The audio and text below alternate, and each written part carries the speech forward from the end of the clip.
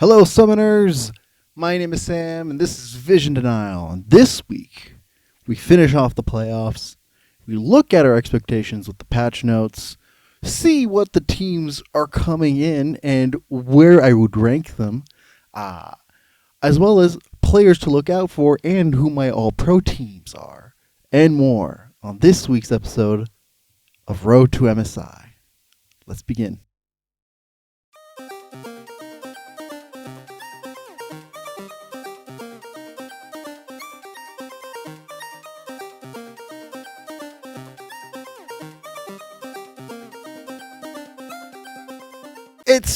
We finished off the playoffs. MSI is only a couple of days away. Usually we go through a couple of talking points before we jump in straight to reviewing the best of fives that I had watched. But given the nature that most of our talking points are going to be relating to our expectations of MSI and who I believe is going to win, as well as some of the players that we should be looking out for, let's go ahead and watch the rest of these best of fives. We are going to be looking at April 6th through April 20th. Let's just go through them. Sometimes playing too cautious will cause some larger issues. Team Secret as a whole play with solid vision, some good neutral setups, and a solid understanding of their win conditions. As a whole, this team looks like they should have been able to do a lot more here. But instead we wind up with a problem of adaptability. They have a very one-note type of draft that once played, once this gets going, plays very well, but any wrench or unexpected turn, and all of a sudden they would just get a passive Team Secret, waiting for mistakes to happen as opposed to any proactive approach. Now, GAM Esports, for their part, continued the kind of train of ambitious aggression, properly poking at the limits found within Team Secret's play. That said, from vision to macro setup and even neutral approaches, while behind from GAM, feel a little lackluster. While ahead, however, they seem incredible. The only thing that doesn't change, regardless of leads, is their strong coordination, even with some of their more unorthodox drafts. This team will take any position, accept or initiate a skirmish, and trade even a proactive win from it. So, my MVP of this series is Levy, who continues to really rattle his opponents to no end. This was the round 2 lower bracket of the VCS, Team Secret versus GAM Esports. This was the third reverse sweep of spring. Now, regardless of the results, either team moving on would have been fine. And I don't mean that in any good way.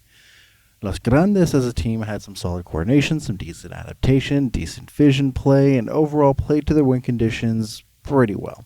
But they also struggled to balloon leads, close out games, and misread plays just in general, from either neutrals poorly approached to skirmishes being overrushed or even macro choices.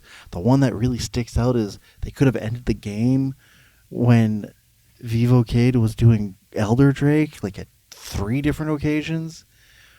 So now Vivocades for their part are regimented and autopilot, and they leave very little room for error in terms of their play. So while ahead, they look clean and organized. But while behind, we have a team that is consistently waiting for mistakes to happen instead of looking proactively for a way back into the game.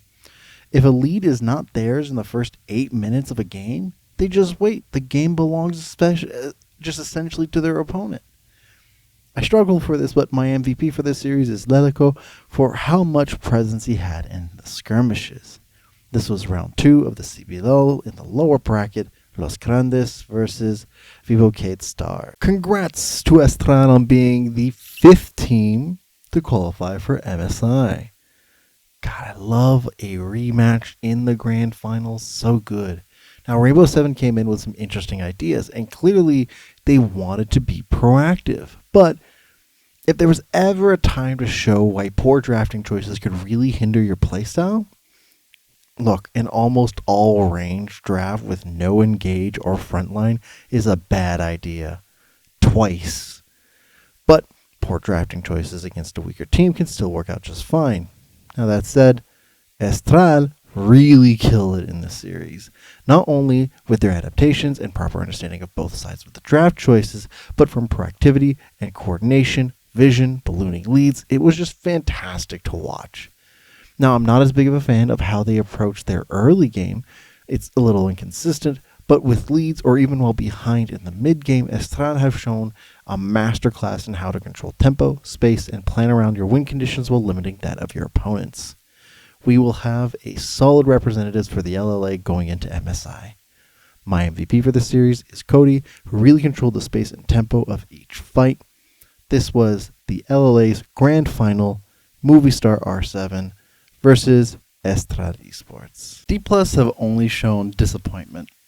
It's unfortunate because in Game 3, they showed some better proactivity, solid neutral setups, some good coordination, and a willingness to play towards their win conditions. It wasn't enough, but it was better than their first two games, where they do nothing in the early game, realize they're going to get outpaced and outscaled, attempt a mid-game fight towards neutral objectives, and then lose all control because T1 is just better organized. Now, hopefully, D+ correct this for the next split, but this seems to be a pretty bad trend. Now, while T1 are just being T1, quite honestly, solid vision, some bizarre priorities here and there, and weird drafting choices, some excellent macro play with some minimal micro errors, and the coordination is just top tier. T1 continue to give off the essence of like, how do they keep getting away with it? So far, I've only seen Homolife convincingly pull off shutting down. And let's see if they can replicate it. My MVP for this series is Faker, who creates so much space and controls it in every single fight. It's so good. This was lower bracket round 3, D+ Kia versus T1 in the LCK. Congrats to Saint-Germain Talons on being the 6th team to qualify for MSI. No grand finals, a rematch, gosh. It could have been great, but I'm shocked at how toothless the Hawks were. Having seen how much the Hawks fight for everything and how much they push to get here, so many 5-game series, only for their coordination to be wonky, vision inconsistent, bizarre approach to neutrals, I would say that they just faced a stronger Talons, but even looking back at the previous series, it's more likely that they just learned nothing. The Talons did improve because this Talons had incredible coordination, adaptation, and frankly, like the form that we expect them to bring when qualifying for international tournaments. Now, how they close out games and individual micro choices remain a little questionable, but as a whole, they balloon leads well, have strong vision play, and as always, remain a strong representative for the PCS. My MVP for this series is Gen.G, who applied so much pressure early game and around neutrals. This was a rematch and the grand finals of the PCS, Fukuoka SoftBank Hawks Gaming versus Paris Saint-Germain Talons Esports. I have never seen a more deceptive series in terms of portraying skill difference. Now, JD Gaming holds such incredible vision play, some solid coordination, and a great understanding of their win conditions. But they were slower and often caught off guard, leaving a team that only had reactions and answers instead of any proactive play in the entire series.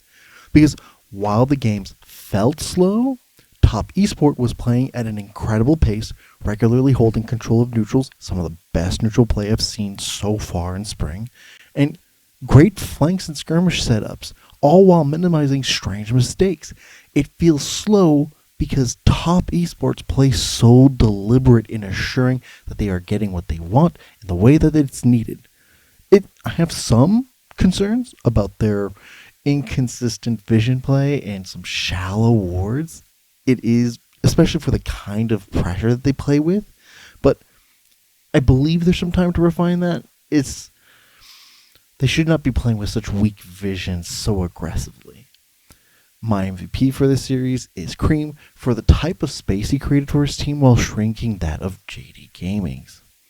This was the upper bracket round 4 of the LPL, JD Gaming versus Top Esports. Congrats to GAM Esports on being the 7th team to qualify for MSI.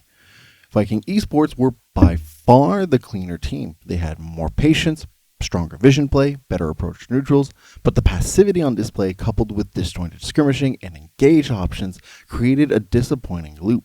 They would find mistakes that GAM would do, punish them, but do it on a one-by-one basis and slowly losing skirmishing that could have easily been won. GAM, for their part, won't surprise the world with very much. They have some bizarre drafts that can help confuse, play the mid-game heavily, relying on skirmishing and aggressive positioning in hopes to just out-teamfight. This is the least confident I feel about the VCS representatives, who also show poor adaptation, poor vision play, and still get caught in bizarre spots. That said, they do also bring in a better proactivity approach and aggression that is greatly appreciated, as they always look for something to go for, never just waiting for mistakes. My MVP for this series is Kiaya for how much of a nuisance he has been in the side lanes. This was the grand finals of the VCS, Viking Esports versus GAM Esports. Congrats to G2 on being the first team to qualify for MSI. And while I don't like how they qualified, this series showed us a lot. Now, primarily, BDS play a very standard game. Some great vision, decent coordination, some excellent macro sense, and a solid amount of adaptation. That said, their proactivity and control of the game was just kind of non-existent, and we had a team that seemed so confused for the entire duration of the series. Now, it doesn't help that G2 are lunatics. For a team with very lackluster vision and odd micro choices, we have one of the best macro games in series even that I've seen in spring so far. 3 successful lane swap strategies that were only hindered by G2's own over-aggression. They play at a crazy pace and never stop looking for any form of player skirmish, always trading up. This team has all that the LEC needs for a representative at MSI. It's now just a matter of how much they need to clean it up before the grand finals. My MVP of the series is Caps for how much he controlled each skirmish this series. This was the upper bracket finals of the LEC, Team BDS versus G2 Esports. This was a solid series to study for when and when not to engage in skirmishes. Now, Pain, for their part, had a lot of solid coordination, some decent adaptation, and properly understood their win conditions. There are moments in which the combination of their lackluster vision and inconsistent approach to neutrals really hurt them in too many of these skirmishes, to the point where games are fully lost over continually trying to engage around neutral points throughout the map without any setup. They balloon games nicely, but honestly, it's shocking how much they lost in this series. While Loud, for their part, don't balloon leads as aggressively, but they seem to be slightly more consistent in their choices as to when to engage in these skirmishes. Couple that with slightly stronger vision and better grasp around neutrals, and we had a team who knew how to close out games and come back from game states that they were set in to lose. I would say that I would rather Loud become a little bit more proactive in the early game, but, you know, we take what we can get. My MVP for the series is Robo for how much of a menace he became in the side lanes and skirmishes. This was the upper bracket finals of the CBLOL, Loud versus Pain Gaming. This was one of the worst series of spring 2024. Now, Vitality have shown us solid awareness for neutral play, decent coordination, some very good solid vision. The vision play was good, but I never saw them play to their win conditions. The whole series was under the control of Fnatic, who, honestly, for their part, were kind of all over the place with regards to coordination, vision, neutral play, but at least they played towards their win conditions. They had some solid adaptations even, and continued to look for plays and were being proactive. Neither of these teams in this series have what it takes for international play, which is wild for me to see regarding top 4 LEC teams. And honestly, it'll surprise me even more if somehow Fnatic gets further in their next series without some sort of cleanup from their play. My MVP for the series is Oscar Innen, who created a lot of space and, frankly, a lot of game-winning plays. This was the lower bracket round one of the LEC Team Vitality versus Fnatic. Flexibility only works when the execution is consistent. Now, the Ninjas played such an interesting and malleable games. From lane swaps to bizarre flex and pocket picks, they made JD Gaming sweat. And not just because it was strange or unexpected. No, they had the coordination, the vision play, the macro, and win condition understanding needed to pull off many of these strats that they brought to the series. The problem arises with their consistency in pulling them off. At their best, they look fantastic, and at their worst, they look fine, but not enough to beat JD Gaming, who, for their part, are incredibly consistent. From vision to macro and coordination, I have my concerns about their adaptability, that it took almost getting reverse swept before making necessary changes and course correct. Either team moving forward would have been good, but quite honestly, the consistency is preferred over inconsistent innovation. My MVP of the series is Missing for the amount of work he put into shutting down NIP's skirmishing powers. This has been round 4 of the LPL in the lower bracket, Ninjas in Pajamas versus JD Gaming. Congrats to Bilibili Gaming on being the 8th team to qualify for MSI. Now, both of these teams honestly are ready for international competition. Honestly, it would be a matter of time before Top get the other slot. Because Top Esports, with such ingenuity, solid vision, and incredible coordination, I find that they have a tendency to tunnel vision a little too hard, but sometimes it's to their benefit, as they have used it for macro plays frequently and to great success. This is a mid to late game team that strongly uses the early game to get themselves set up for those kinds of plays when they set their drafts that way. Now, Bilibili, for their part, are similar but slightly more flexible in-game, finding clever ways to outmaneuver their opponents. I found that their vision play is significantly stronger and that their draft options are to be wider, leaving this to be a strong contender for the title come MSI. I think it's a little strange how patient and diligent they are, allowing a lot of time for their opponents to scale and catch up, especially since they aren't necessarily a risk-averse team either. Either way, both these teams are just excellent. My MVP for this series is Knight for how well he influenced every skirmish in this series. This was the upper bracket finals of the LPL. Top Esports versus Bilibili Gaming. Congrats to T1 on being the 9th team to qualify for MSI. Quite frankly, this should have been a 3-0 series, but also, Life are a much cleaner and more consistent team. We even see that from the previous series these two teams faced off in. The vision, neutral setups, and overall approach to win conditions is just cleaner and more consistent, which is also the problem for when they fall behind, as their passivity really shows with the indecisions when faced with making a really tough call. T1, for their part, are their own worst enemy. For a team with so much draft flexibility, adaptation, and in-game resilience, you'd think they would avoid so many coin flips. But instead, they leverage being the strongest macro-oriented team to force weighted coin flips around neutral objectives that would have you wondering, how do they keep getting away with this? It's only a matter of time before someone can punish their playstyle consistently. My MVP for this series is Keria, not only for his flexibility, but in the ways he uses that flexibility to set up his teams for success. This was the lower bracket finals of the LCK and a rematch. Life Esports versus T1. Congrats to Fnatic on being the 10th team to qualify for MSI.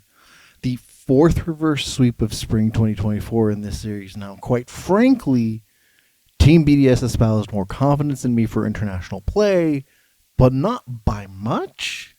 Their flexibility was stronger, they had stronger early game foundations, generally more consistent in the executions of their win conditions and their skirmishes. But I really do not understand how they fell apart so fast. Because Game 3, Fnatic didn't have a miracle flip improvement, really. The improvement was there, granted, and in Game 4 and 5, where you can tell they finally unlocked the proactivity that was missed, and their understanding for their proactivity and their coordination finally was there. But the same strange setups around neutrals were there, the disjointed engages, sparse vision play. Doesn't give a lot of confidence in terms of international play from Fnatic. Now let's really hope that the marked improvement continues to show, and that there's something else at least there that gives a bit more confidence going into the finals. My MVP for this series is Noah, who remained the most consistent skirmisher of the team. This was the lower bracket finals of the LEC, Team BDS versus Fnatic. I've never seen a more confident flop. The Red Canids have all the trappings of a solid international team. Some solid vision, consistent neutral play, some great early game strats and setups. The coordination is even pretty fantastic. So what happened? Well, this team became cocky and risk averse. A weird combination. How? Well, when you think you can out-team fight, you go for every neutral objective, but when you don't want to overforce to end the game, you end up with a team that can't close, but opens games very well. Now, Vivocade, for their part, shows some strong vision and neutral plays. Also, their coordination is not as strong, but was consistent. Their strengths this area mainly lay on how well their macro held up and how confident they were to play out and close out their games. Now, I found it curious how they kept finding more map pressure and gains while Red Canids had Baron multiple times. Probably a fault of Red Canids more than, but still impressive. Now, I wish their early game reflected this a little bit more, but, we'll take what we can get. My MVP for this series is Lelico, who played like a madman this whole series. He stayed alive for far too many skirmishes he should not have been alive. This has been the round 3 of CBLOL, lower bracket, Red Canids Kulunga versus Vivocade Stars. These LCK reps are something else. T1 brings us a level of macro play that is still unrivaled during the mid to late game portions of this series. From vision to neutrals and coordination, this team never says die and makes you second guess if any play is worth doing, either for letting them get ahead even more, or being able to come back and nullify any lead you had gained. Their play on the international stage is for sure laced with intimidation and macro skill checks. My primary concern comes from an apparent lack of adaptability. They are a creative squad, but once they're in the groove of things, for their style at least, they don't leave it ever. Gen.G, for their part, are the most consistent squad going to MSI so far. From excellent vision to coordination to early game approaches and their adaptability in draft and game, we have a team that properly assesses their opponents and swiftly takes them apart. My main concern for them is whether or not this can translate onto the international stage. Gen.G have been favorites for a tournament before, only to let everyone down far too often. Just keeps happening to them. But we'll see if they're able to actually get something in. My MVP for this series is Chovy, who is by far the most performing player at all stages of every single game. This was the grand finals of the LCK, T1 versus Gen.G. Congrats to Top Esports on being the 11th team to qualify for MSI. Now, JD Gaming put up a solid fight, from their vision play to macro and neutral approaches and adaptation from game to game, and inside the game itself, they were an incredible team. Their slow accumulation of pressure, ballooning of gold, and leads, all of it are solid trademarks of a team that would do great in an international scene. And then Top Esports said cool, and then just dunks on them, and then just does it everything better and then some. Because Top Esports had an efficiency to the way they gained leads, ballooned them, and even came back from deficits while behind. Their approach to some strategies feel a little rushed, and some micro choices make no sense. In fact, sometimes they're a little bold, but the collective macro, coordination, and neutral setups are top tier. Still wish their vision would match the way that they actually push and pressure their opponents. My MVP for this series is Xian for how well he just controlled the early game tempo. This was the lower bracket final and a rematch in the LPL, JD Gaming versus Top Esports. At first I was worried for the LEC going into MSI, especially with a lot of the different playoff series that had happened. And the series has squashed most of my concerns. Fnatic show us a solid approach to division play, coordination, neutral setups, and adaptation from game to game. In fact, they were the stronger of the two between these for skirmishing. On the international stage, they hit what is needed to be a strong participant.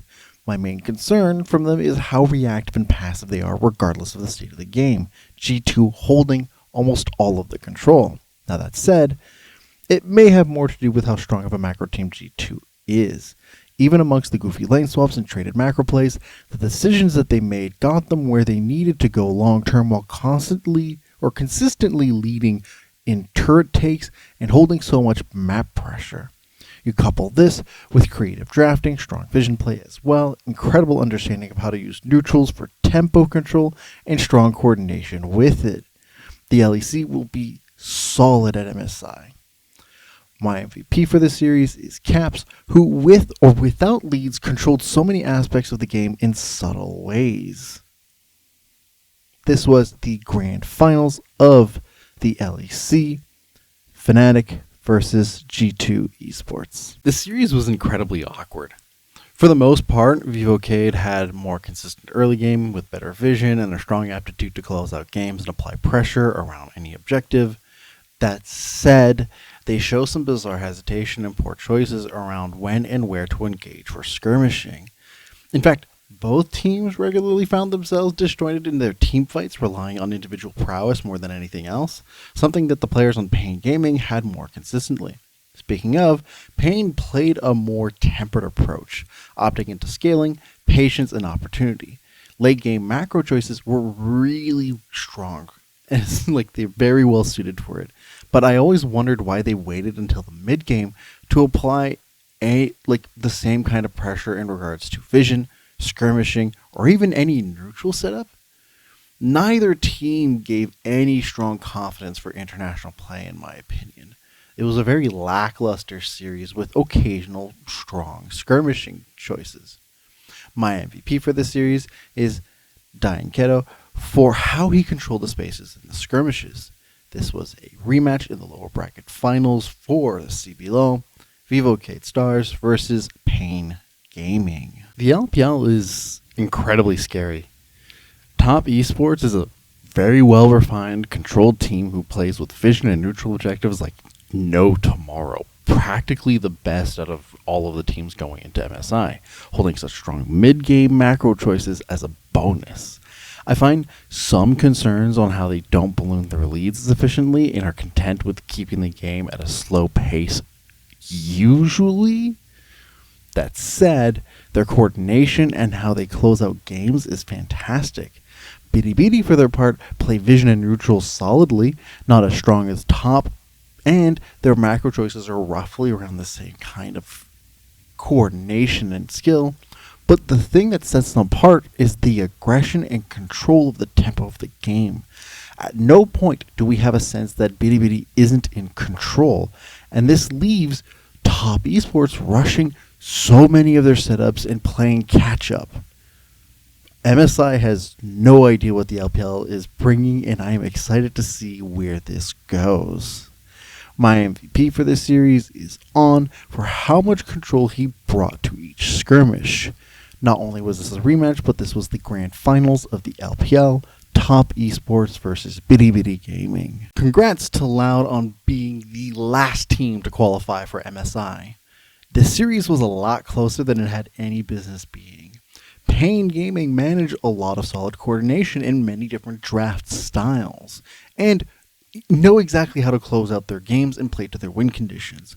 But between their lackluster vision play and mostly passive approach to the game, they really relied on their ability to outscale and outskirmish late game.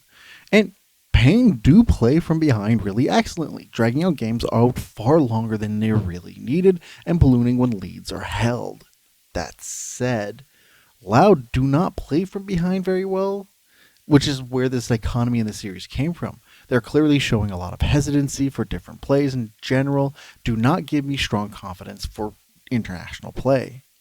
Granted, Loud do play a very clean early game with strong understanding of how to balloon the leads, strong vision play, and coordination to back up their approach to the game. Because while they hold leads and are ahead, Loud are a force to be reckoned with. I just hope they find consistency before MSI and the ability to play from behind to match this kind of approach. My MVP for this series is Talons for how much control he asserts in lane, around neutrals, and in skirmishes. He's a delight to look at. This has been the grand finals of CBLOL and a rematch, Pain Gaming versus Loud. Holy smokes! It's over. We've gone through all of them. And MSI is just around the corner. I don't know why I went for that particular motif.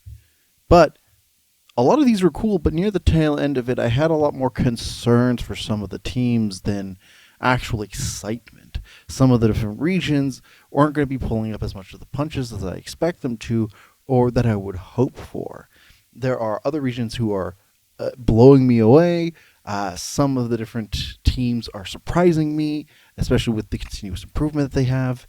So let's really look and brush down some of these things. But before we break down the teams, I want to look at, first, we've got the patch notes. The playoffs happened between patch 14.4 and 14.6, and the patch notes that we're going to be working with are 14.7 and 14.8. Now, much of the coolness that came from MSI and our expectations going in thus follow. We have a buff towards a bunch of tank options. Many different tank champions themselves are now going to become part of the roster, as well as many of the options that we saw in top lanes and in mid lane, who could be flexed in the past for jungle, have now been put as jungle options. Things like Olaf and Azir, or not Azir, Olaf and Silas. But also things that have been off tank or things of the nature like Rek'Sai, Azir, and Zac, whose health regen and basic tank stats have put them into these off roles instead of the bruiser or the full-on mage, have been nerfed to some capacity. This in and of itself, coupled with Void Grubs now needing 4 spawns, 4 to be taken instead of 5 to get the first initial spawn to come in, as well as the damage towards Baron being higher, means that we might see a more top-heavy approach to drafting. A lot more options towards jungles to be tanky or with engage options. A lot more options for top laners. A thing to note, like Silas Jungle and Jungle Olaf being brought in. We got AD Kaisa has been buffed, AP LeBlanc has been buffed, and Tank Azir nerfed, bring them more in line with what their philosophy had been. And the thing that most people may find annoying, but I think is going to be a lot of fun, Mordekaiser's ultimate cannot be QSS'd out of. I do think that this will lean a lot more topside play and drafting styles that will help a lot of like variety in avoiding having to off tank or off push the landscape of engage options, so that supports can be a lot more enchanter focused. Top laners can have those options to be full tank as well as carry in some options, and we can have a lot more options for carry jungle. The already setup of the patch has made things very flexible, but this leads more into what has been a fun topic since 14.5 and most notably 14.6, which is lane swaps. Whoo! Lane swaps from the LEC, the LPL, and the LCK have been proven to be really fun, and even in the CBLOL in Brazil. They are not quite the same as that in 2014. For those who don't know, the reason why the turrets are the way that they are was to offset what was the lane swap meta. A meta that I don't think really needed to be patched out, but when things are so good that even patching them out does nothing, well, lane swaps are back. What does this mean in the long scope? It seems like the lane swaps themselves, as we know them, are primarily for offsetting bad matchups that are actually very good for your draft overall, but in the lane would suffer quite a bit, including top lane matchups. Believe it or not, even if it restricts you over time, your opponent's top laner being further back than your own means that you can pull off a lot more structurally, or like globally, so to speak.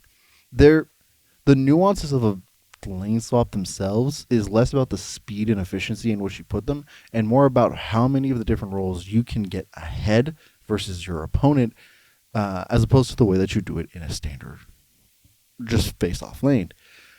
How does the changes in patch 14.8 affect this?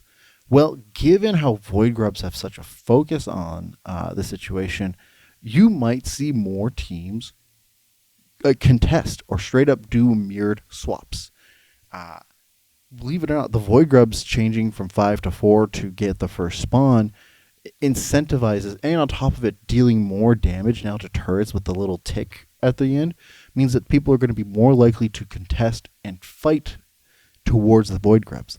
The longer time span also to the second spawn of the 3 Grubs incentivizes also an early approach to getting the grubs themselves, instead of just waiting as long as possible, because you could wait quite a while before being still able to get all 6 grubs that you wanted. So we're going to be expecting a lot more fights to the top side. Even if there is not as many lane swaps as there were before, we're going to be seeing a lot more fights and contests in the top side. I think effectively nullifying the changes to removing the first herald, but we have yet to see. Third, we're going to be looking over the teams. Going into MSI, the format is still the same as last year, and given that we have less regions, my complaints about the actual number of international matchups comes mute, which, that said, we still need to look at our prospective winners and who we would expect.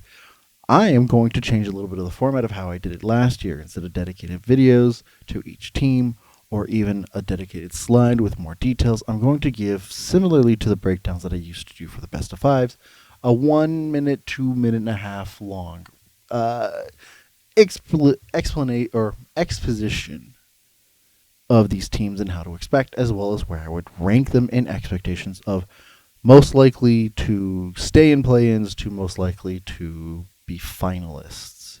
Not going to really predict who the winner is. I have a strong predictor. If you really want to just know before I put it in, it's Bilibili Gaming. But with all things, strong expectations and strong predictions can land you face flat.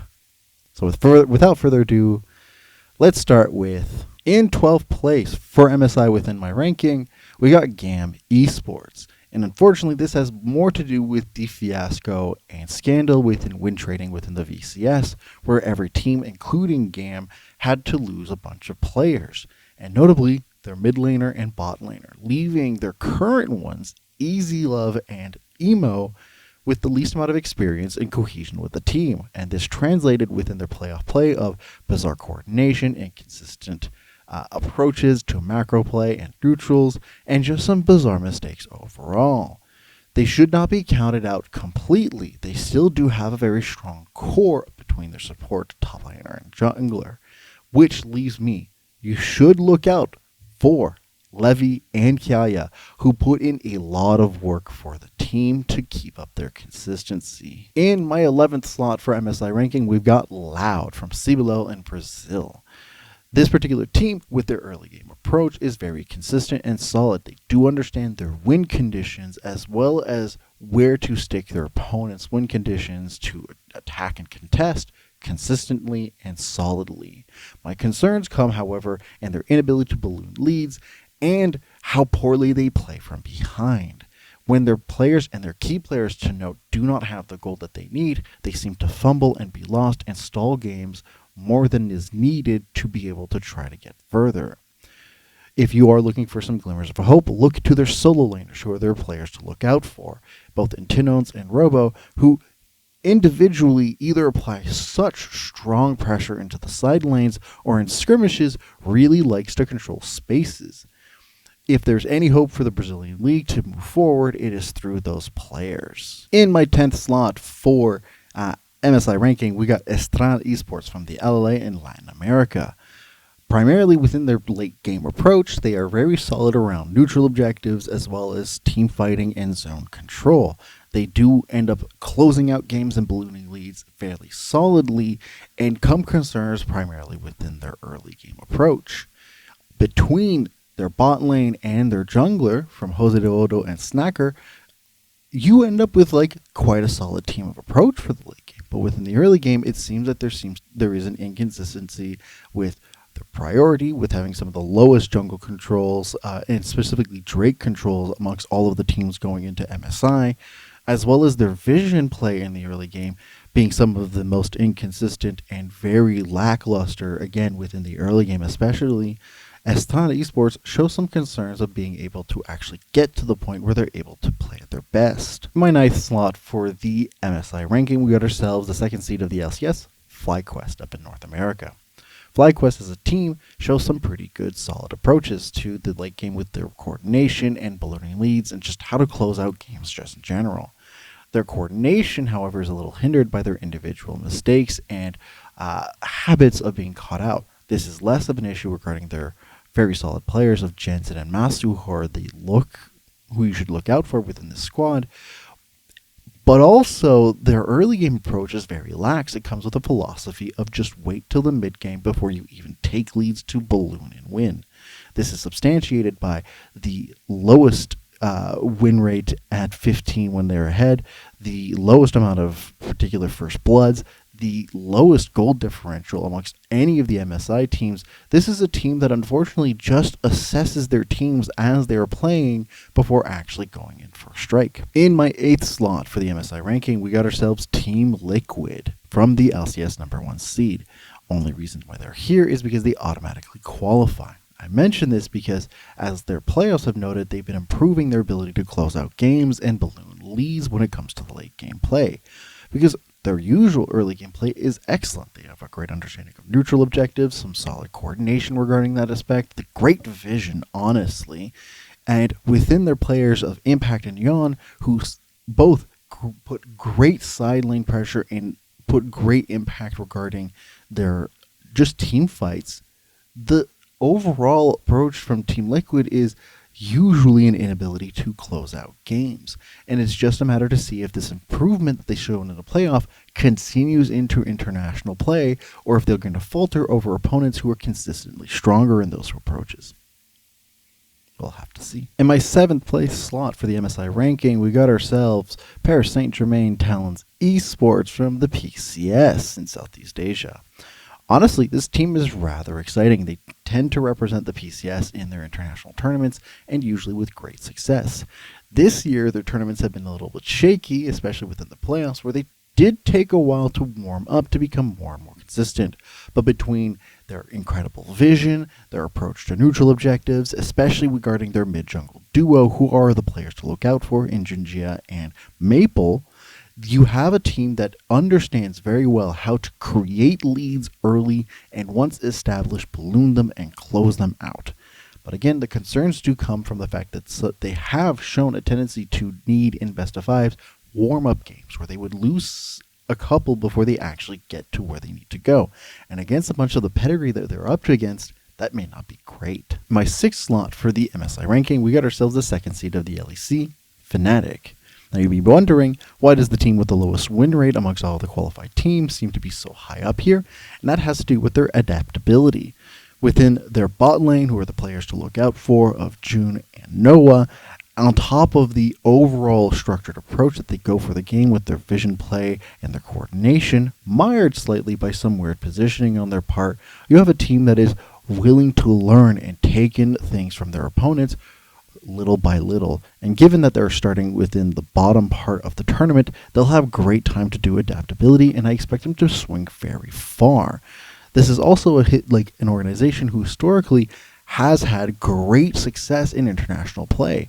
It is just a matter of this team is able to stick to their guns and really take what they've learned from their playoff experience and translate it here. My fifth slot for the MSI ranking is G2 Esports. Honestly, one of the most terrifying teams going into MSI, and that says a lot about the top four, because this is one of the strongest macro-oriented team, closing teams, late game, early game, mid game, neutral approaches.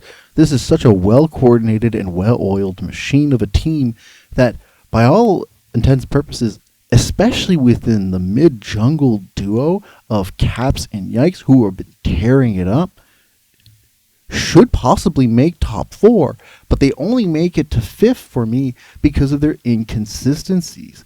Some of them, or most of them, is that every single one of these players has some really frankly stupid mistakes with their micro choices.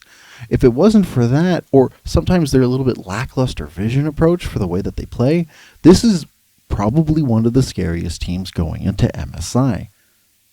We'll have to see. In the fourth slot for the MSI ranking, we got the second seed from the LPL in China, Top Esports.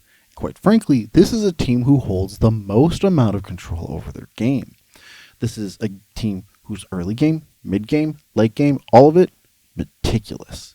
Especially in regards to their jungle and support combo, who control the vision, set up neutrals, and really take control of the pace of the game in ways that are kind of astonishing. It feels like slow games when they play. That said, when you actually look at the clock and at the pace of which some of these neutral objectives or any objectives really come through, they play at breakneck speed.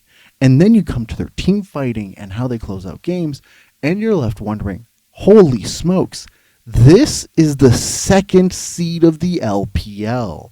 They are crazy scary. And it's just a matter of time to see if they can anyone can contest their team fighting ability. In my third slot for the MSI ranking, we got ourselves the first seed of the LCK, Gen.G. And some of you may be so confused, so let's go through some of the details here. Frankly, Gen.G are one of the more consistent teams going in through statistics. They've got the best win rate when ahead at 15, the best vision overall.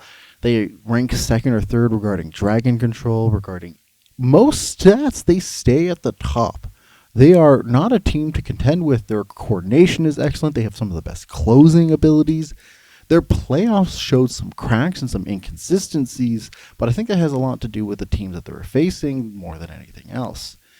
And frankly, between Chovy and Lehens really playing out of their minds and flexing a little bit, they should be a shoo-in if it wasn't for historically Gen.G being a terrible international team compared to their regular statistics. In the second slot for the MSI ranking, we got ourselves the second seed of the LCK, T1. People aren't strangers to T1. Everyone knows them. They're usually really great in international play, and this is no exception in this situation. The only caveat is that they are their own worst enemies. Now you'd think, with some great vision play, some of the best neutral approaches, some of the best macro plays, they even out-macro their opponents while behind for victories, some great coordination. They have the usual great package. They're second slot, but usually in international play they get really huge buffs, and between their champion pools, especially between Faker and Karius, whose oceans of champion options just leaves them to be some of the most flexible teams for any meta, and this is no different. My biggest issue, however, is that they're their own worst enemies. They tend to draft and take choices that really require coin flipping that doesn't need to happen. So we'll see. First slot for the MSI ranking is the first seed of the LPL, Bilibili Gaming from China. Honestly, this is Bilibili Gaming. If you remember them from last year, imagine them, but now on steroids and even scarier. This team is playing on all cylinders. Every aspect of the game, they have it on lock. May not be first in terms of statistics all the way through, but they are regularly second or third for so many of them. Their vision is excellent, their coordination. That I rarely see them ever do micro mistakes as individual players, let alone macro mistakes. They have what is frankly the most consistent play out of every team going into here. Their player Knight and Elk are playing out of their minds. The thing that I really want to express here, right, is that they always have control of their game. And I don't expect any different going into MSI. None of these teams should expect to have control of the game against Bilibili. Next, On the docket over here, we've got ourselves the players to look out for. If you're just ever wondering, these names will pop up, but at least you'll know these are players that are worth looking to. If you can see on the screen, if you are watching and not just an audio listener, you'll have over here what is the 25 players that I would say you'd have to look out for. I did so in an all-pro style. Some notable instances, we've got ourselves in the top lane. You should look out for Impact, 369, Aja, Robo, and Hyaya. In the jungle, you should look out for Junja, Tian, Levi, Yike, and Jose de Odo. In mid, you should look out for Knight, Faker, Caps, Jensen, and Talons. This is a crazy stacked year for mid laners, as per usual. In bot lane, Elk, Yan, Noah, Masu, and Snacker, who are all crazy strong this year. And in a support, every support is excellent, but these ones especially this year, Keria, Mako, Lahens, June, and On, are doing a lot to apply some significant pressure. Let me know if you have any particular players that you would like to note in the comments down below or anywhere, because frankly, holy smokes, this year is stacked in players. Overall, my thoughts regarding MSI going into it should be of twofolds. One, an expectation that the meta itself is going to be incredibly strange, whether or not there's a difference within the drafting and or within the lane swap ideas. There should be a lot of surprises and a lot of excitement, so to speak. The second thing I want to note is that many of the expectations of results should be kind of expected. While may not necessarily look exactly how I predicted it, the general consensus should be that none of the actual, none of the LLA, CBLOL, or VCS representatives make it forward, that the PCS representatives in Paris Saint-Germain do make it forward, but very barely, and if they don't go forward, then that's not as surprising either. But just from the way that they were picked, right, the draw phase that happened, as well as just how many of these teams are so strong this year, it's not surprising that we don't see any of the smaller regions go through, and that the top regions, that Europe and North America, are going to have another struggling year.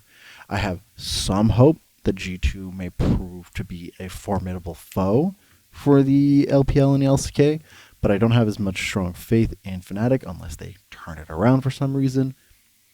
We'll have to see. But those are my thoughts and my expectations. Is there any particular matchup that you're looking forward to or you hope happens? Because we can't get all of them.